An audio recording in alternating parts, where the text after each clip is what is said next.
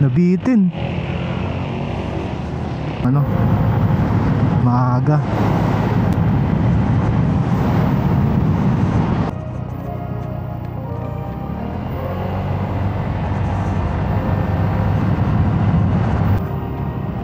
Counter steering. Wow.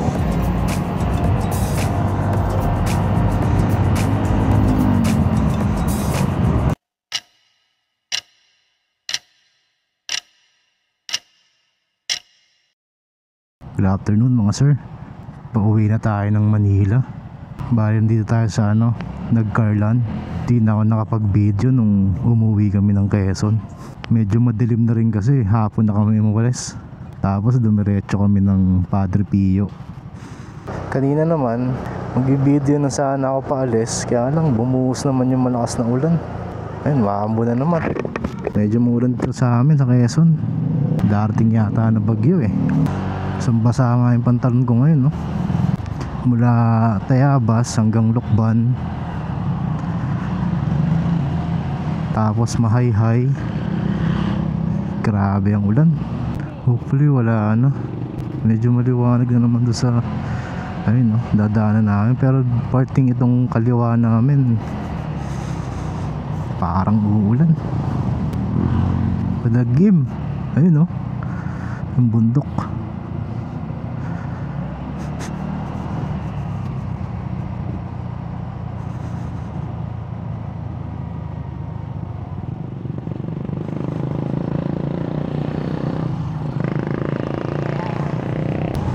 Ba't nila ako ng jacket eh? Init. Bale hindi na rin ako nakapunta sa puntod ng lolo ko. Sobrang maulan talaga sa amin. Ang lakas. Kala ko may bagyo. Hindi pa pala nag-Carland yung bayan na yun, Liliw. Bale yun nga nung October 31 umalis kami sa bahay 3 PM.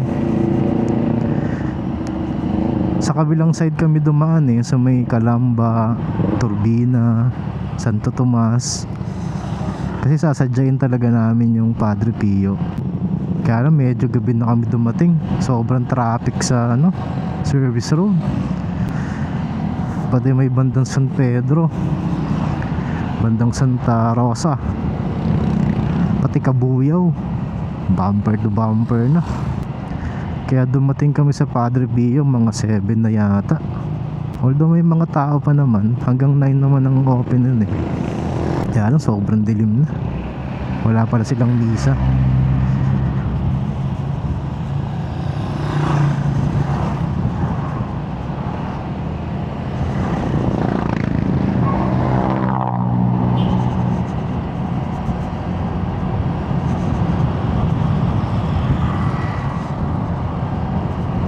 Tapos dumating kami sa bahay na 9 PM na. Tagal ng biyahe namin.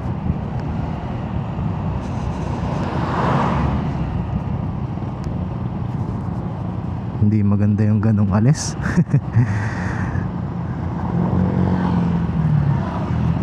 Dapat talaga madaling araw, mga 3 AM. Para mga 3 hours lang yung biyahe. Minsan 2 nga lang 2 to 3 hours.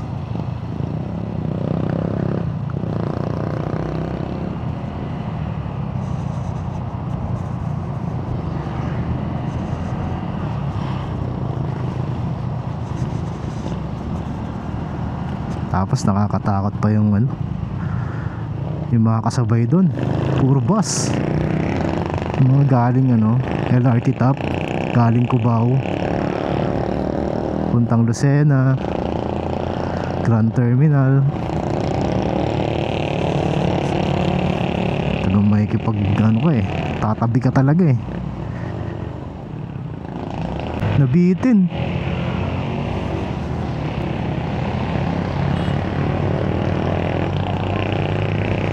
Nabitin sila.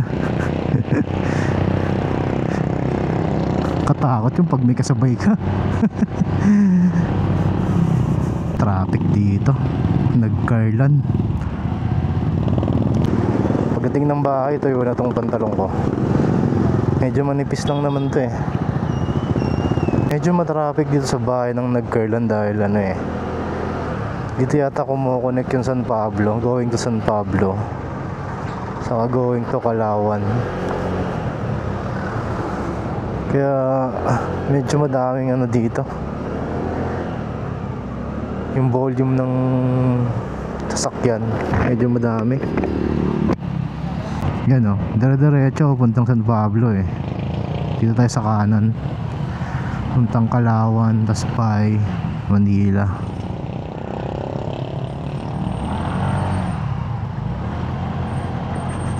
Maliwanag naman yung kalangitan pero maambon.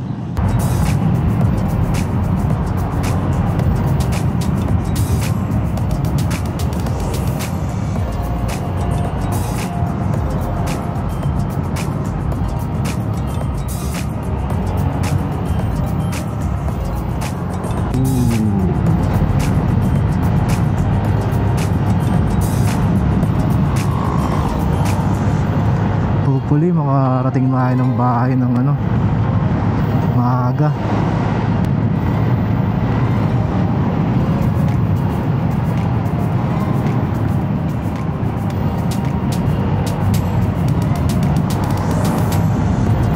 Time check natin 1:13. Sana mga 3 na sa bahay na tayo.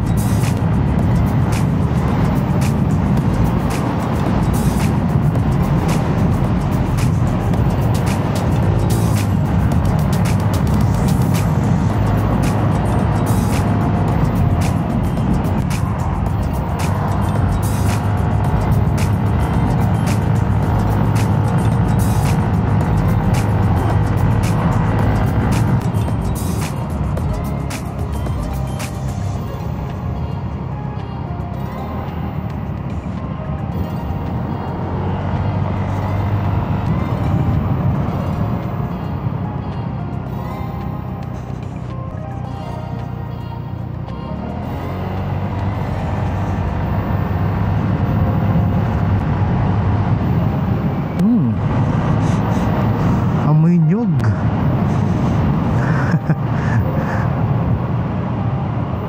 Ano yung ano, sinusunog na nyog?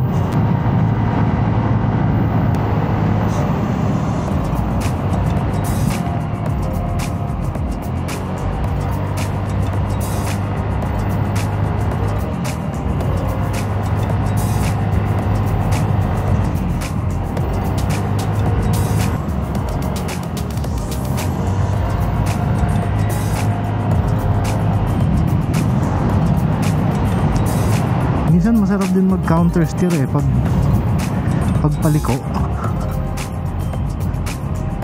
Counter steering. Wow.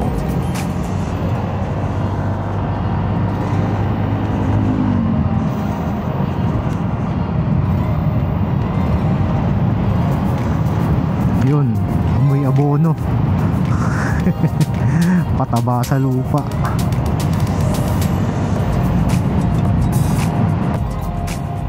kilometers U-turn tayo pa.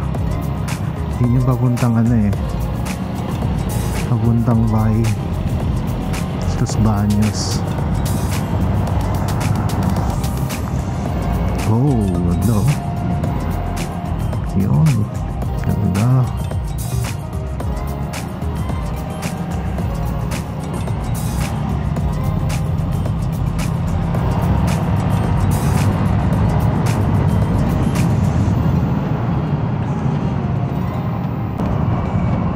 Bali, i-check din pala natin yung mamaya yung ano,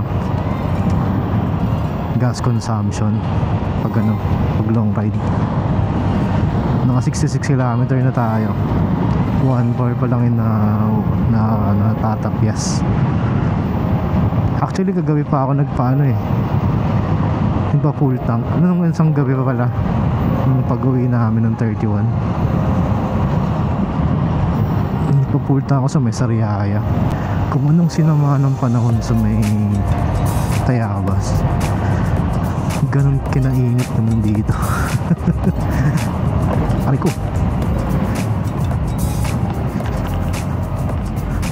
parang tumukod tayo ah. Napakainit mga sir. mas okay na yan kaysa lakas ng ulan. Madulas yung karsada.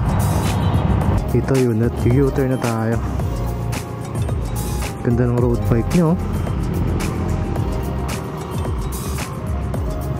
Wow! Project Home Track. Naantok ako ah. Pulis kasi kami sa bahay. Katatapos lang namin mag-lunch. Uy, Pirelli pala yung ano nyo. Pirelli brand. Yung gulong niya. Dalawa. Ito rin tayo dumadaan pag bakit pupunta tayo ng Tayabas eh. Ayun, may malaking dock. Wow.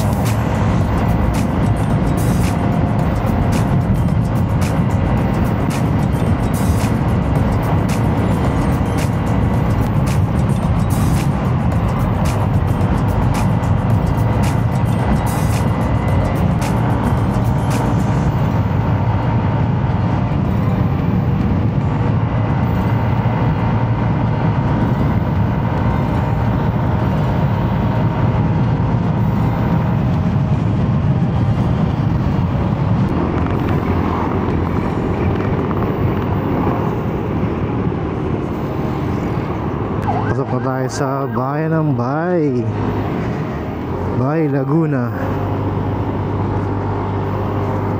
Grabe na yung antok ko mga sir. Naramdam ko na. Nakakantok din tong ano, init. Saka titigil na muna kami sa McDo. Coffee break muna. At talagang hindi na kaya. Ito na yung part ng Laguna na nag-start yung ano traffic eh. Dire-diretso na to hanggang ano, service road. Ayun no, haba na. Siguro dito ko muna tapusin mga sir. Medyo mahaba pa yung lalakbayin natin. O hindi kami makakauwi sa bahay ng mga 3 PM ah. Okay mga sir, dito na muna tayo. Bye.